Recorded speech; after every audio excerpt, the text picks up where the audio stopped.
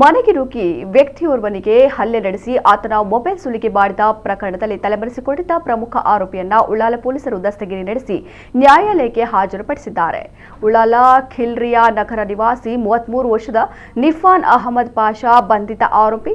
ನಿಫಾನ್ ಕಳೆದ ಫೆಬ್ರವರಿ 5ರಂದು ಮಧ್ಯರಾತ್ರಿ ತನ್ನ ಸಹವರ್ತಿಗಳಾದ ನಿಜಾಫತ್ ಅಲಿ ಮತ್ತು ಅಮೀರ್ ಸುಹೈಲ್ ಜೊತೆ ಸೇರಿಕೊಂಡು ಕೋಟೆಪುರದ ಮಹಮ್ಮದ್ ತಸ್ವೀರ್ ಎಂಬುವರ ಮನೆಗೆ ನುಗ್ಗಿದ್ದಲ್ಲದೆ ತಸ್ವೀರ್ ಮೇಲೆ ಹಲ್ಲೆಗೈದು ಅವರ ಮೊಬೈಲ್ ಫೋನ್ ಅನ್ನು ದೋಚಿರುವ ಕುರಿತಂತೆ ಉಳ್ಳಾಲ ಪೊಲೀಸ್ ಠಾಣೆಯಲ್ಲಿ ಪ್ರಕರಣ ದಾಖಲಾಗಿತ್ತು.